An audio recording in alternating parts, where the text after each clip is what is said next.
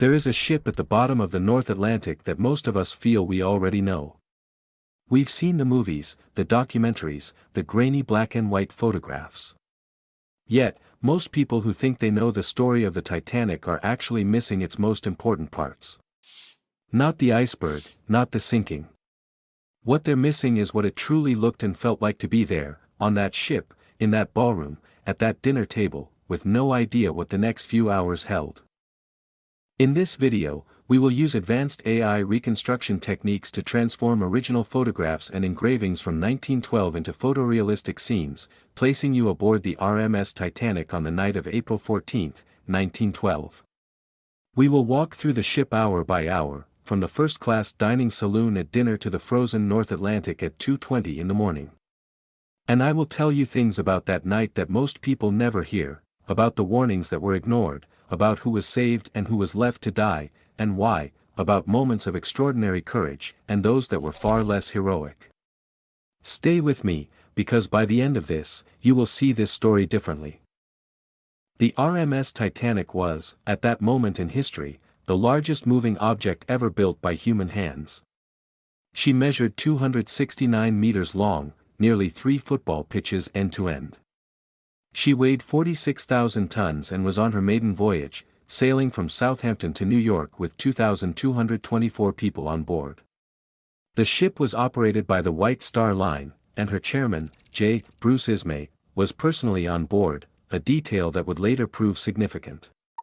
The passengers spanned almost the full range of human society in 1912. In first class, there was John Jacob Astor IV, at the time one of the wealthiest men in the world, traveling with his 19-year-old wife Madeline, who was 5 months pregnant. There was Benjamin Guggenheim, along with industrialists, socialites, and members of the American aristocracy. In second class, there were professionals, academics, and clergy, people who had saved for this crossing, proud to be on the most celebrated ship afloat. And deep within the ship, in third class or steerage, were over 700 immigrants. Families from Ireland, Scandinavia, Lebanon, and Croatia, people who had sold almost everything they owned to secure a ticket. They were heading for a new life in America, unaware they would never arrive. The crossing had been calm and fast. By Sunday, April 14, the ship was making approximately 22 knots, close to her top speed. The weather was clear, the sea unusually flat, and the mood on board was one of quiet confidence. This is where the story begins to turn, because April 14 was not a day without warning. In fact, it was a day full of them. At 9 o'clock that morning, a message arrived from the RMS Coronia, ice ahead. At 1:45 in the afternoon, another warning, this time from the steamer America. At 7:30 in the evening, the SS Californian sent word that she had stopped completely and was surrounded by ice. By the time night fell, the Titanic had received at least 5 separate ice warnings. Some reached the bridge, some were noted, and at least one, a warning from the ship Mesaba at 9:40 p.m. never made it to the bridge at all. The wireless operators were too busy relaying personal messages from first-class passengers to Cape Race, Newfoundland, to deliver it in time. To be fair to the officers and crew, sailing at speed through reported ice was not considered reckless in 1912, it was standard practice. The logic was simple, a large ship moving fast could steer around an iceberg more easily than a slow one. It was conventional wisdom, but as the night would prove, it was completely wrong. Captain Edward John Smith, 62 years old, was on his final voyage before retirement. He was one of the most experienced and respected captains in the world. At approximately 9:20 p.m. after attending a dinner party hosted by the Widener family in first class, he went to bed, leaving First Officer William Murdoch in command of the bridge. While all of this was happening on the bridge, the ship was alive with its own kind of world. In the first-class dining saloon, the largest room on any ship afloat at the time, dinner had already finished. Passengers were moving to the reception room, the smoking room, the lounges. The Widener dinner party was in full swing in the à la carte restaurant. Wine was poured, and conversation turned to New York, to business, to art. Wallace Hartley and his 8-piece band were playing in the first-class reception. Hartley, a 33-year-old violinist from Lancashire, was by most accounts a remarkable musician. His band played ragtime, waltzes, and light classical pieces. Nobody on that dance floor knew it would be the last music they would ever hear him play. Down in third class, the evening had its own energy. In the general room at the stern, there was dancing, Irish jigs, Scandinavian folk songs, and the sounds of an accordion. People who had very little were celebrating the fact that they were going somewhere, that things were about to get better. By 11:30 p.m., much of the ship had gone quiet. Cabin lights were going out. The sea was black and absolutely still, unnervingly still, in fact. No wind, no swell, just the sound of the ship cutting through water at 22 knots, and the cold, -2 degrees Celsius above deck. The stars above were extraordinary. Sailors later said it was one of the clearest nights they had ever seen. This makes what happens next both inevitable and maddening. In the crow's nest, lookout Frederick Fleet had been on watch since 10 p.m. He and his colleague Reginald Lee had no binoculars. The binoculars that should have been in the crow's nest had been misplaced since Southampton. They were watching with the naked eye. At 11:40 p.m., Fleet saw something, a dark shape in the water ahead. He grabbed the bell and struck it 3 times, the signal for an obstruction dead ahead, then picked up the telephone to the bridge. Iceberg right ahead. On the bridge, First Officer Murdoch reacted immediately. He ordered the helm hard over, turning the ship to the left, and telegraphed the engine room for full reverse. The ship began to turn. For a moment, it looked like it might work. It didn't. The Titanic's starboard side scraped along the iceberg below the waterline. The contact lasted only about 10 seconds. To most people on board, it felt like nothing more than a shudder, a slight vibration underfoot. Some passengers on the upper decks did not even wake up. Others looked out of their portholes and saw chunks of ice falling onto the forward well deck and thought nothing of it. But below the waterline, in the first 5 watertight compartments, seawater was pouring in through buckled plates and riveted seams. The Titanic could stay afloat with any 4 of her compartments flooded, 5 were breached.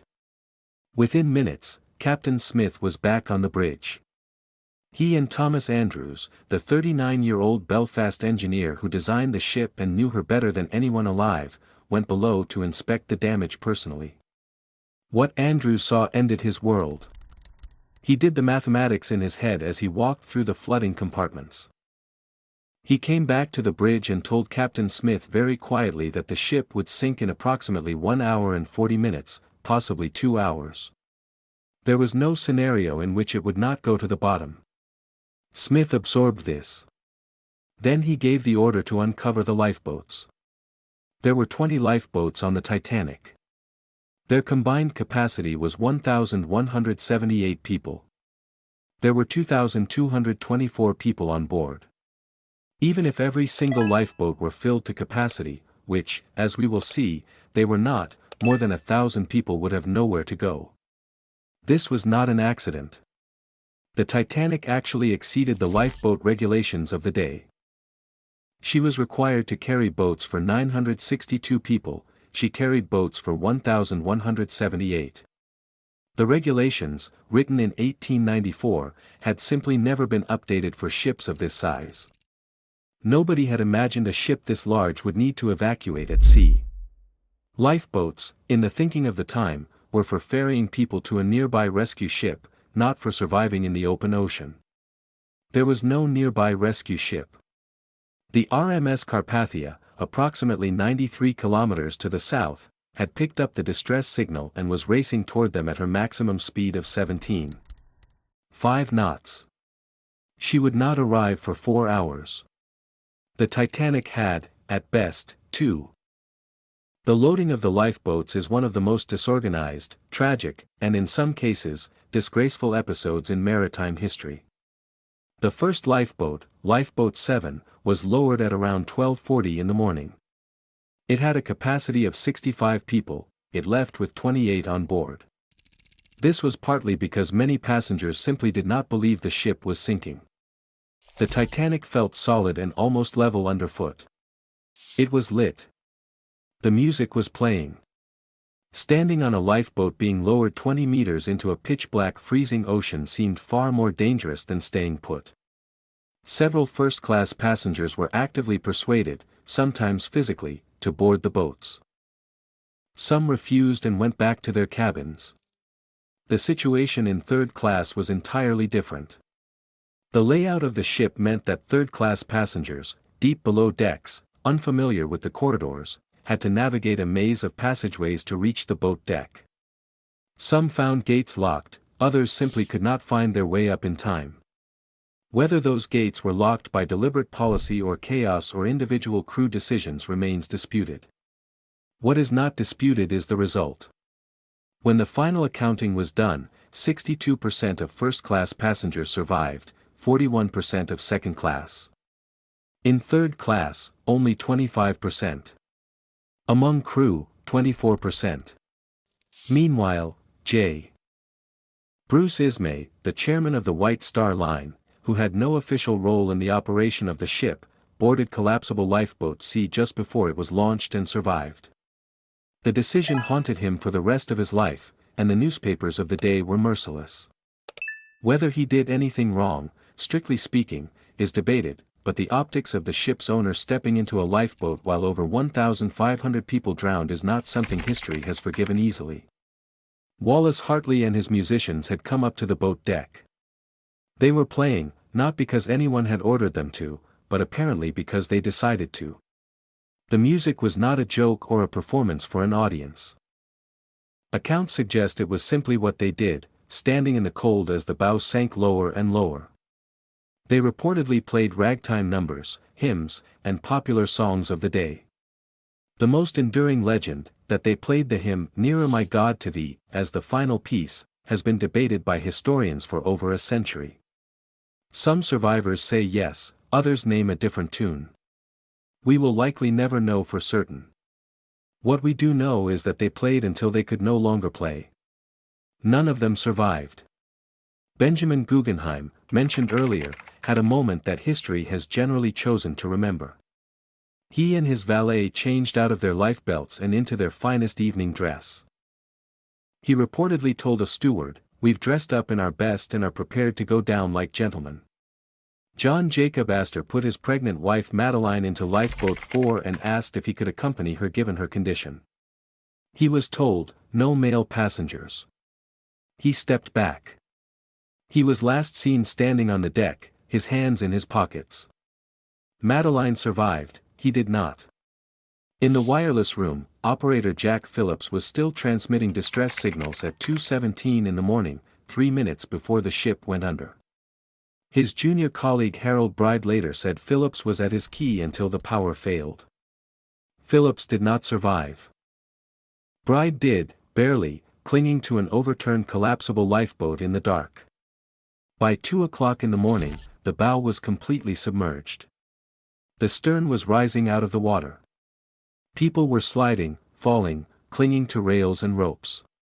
The noise was unlike anything survivors would find words to describe, the sound of the entire interior of a ship breaking apart as the angle became vertical. Furniture, boilers, engines, thousands of tons of steel, all tearing free. At around 2:18, the lights, which had stayed on far longer than anyone expected thanks to the engineers who kept the generators running until the very end, went out. Every single engineer on board died at their post. None of them ever came up to the boat deck. They stayed below, in the flooding engine rooms, keeping the lights and pumps working for as long as humanly possible. None of them survived. The ship broke in two. The bow section went down first, plunging to the ocean floor approximately 4 kilometers below at roughly 48 kilometers per hour. The stern section floated for a moment, then followed. At 2:20 a.m. on April 15, 1912, 2 hours and 40 minutes after the collision, the RMS Titanic was gone. In the water were roughly 1,500 people. The water temperature was -2 degrees Celsius, below the freezing point of fresh water. In water that cold, a healthy adult loses consciousness in 15 to 30 minutes. Death follows shortly after.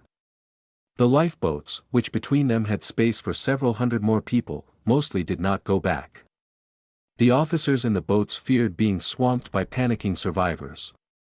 Only one lifeboat, number 14, under 5th Officer Harold Lowe, returned to the wreck site to pull people from the water. By the time it got there, most were already dead. Lowe recovered fewer than a dozen people alive. From the lifeboats, survivors listened to the screaming. Then, over about an hour, it stopped. The RMS Carpathia arrived at 4:10 in the morning. Her crew and passengers had spent the last 4 hours preparing blankets, hot drinks, surgery rooms, and berths. They pulled the first lifeboat alongside in the dark. By 8:30 in the morning, the last survivor was on board. 710 people were alive, 1,514 were dead. Captain Smith went down with his ship. Thomas Andrews, the designer, was found by one account standing alone in the first-class smoking room staring at a painting on the wall, his life belt on the floor beside him. He did not survive. When the news broke, first by wireless, then in the newspapers, the shock was global and immediate. Not just because of the scale of the loss of life, but because of what the Titanic was supposed to represent, the height of human engineering, the unsinkable ship, the triumph of the industrial age. Inquiries were held in both the United States and Britain. The British inquiry, led by Lord Mersey, was widely criticized as a whitewash designed to protect the shipping industry. The American inquiry, led by Senator William Alden Smith, was more aggressive, but neither resulted in criminal charges against anyone. The regulations, however, changed. Every ship is now required to carry enough lifeboats for every person on board.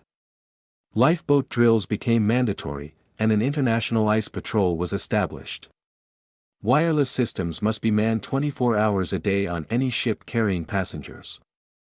These were changes that should have been made before, but that is often how safety works. The rules change after the disaster, not before it. What happened on the night of April 14 and into the early hours of April 15, 1912, was not simply bad luck. It was a cascade of choices, some defensible, some not, made by people who believed they were operating the safest ship in the world. Ice warnings that were noted and then set aside. Lifeboats filled to half capacity while the crew urged calm. Gates locked or unlocked that stood between steerage passengers and the boat deck. The Titanic didn't sink because of one mistake, it sank because of 100 small ones layered on top of a set of assumptions that turned out to be completely wrong. That's the story history often leaves out. And it's the reason this ship still matters. Not because of the glamour, or the tragedy, or the sheer scale of it, but because of what it reveals about how humans make decisions under conditions of confidence and certainty. The question of who was truly responsible, Captain Smith for not slowing down after multiple warnings, Bruce Ismay for allegedly pressuring the captain to maintain speed, or the British Board of Trade for outdated regulations, remains a complex one.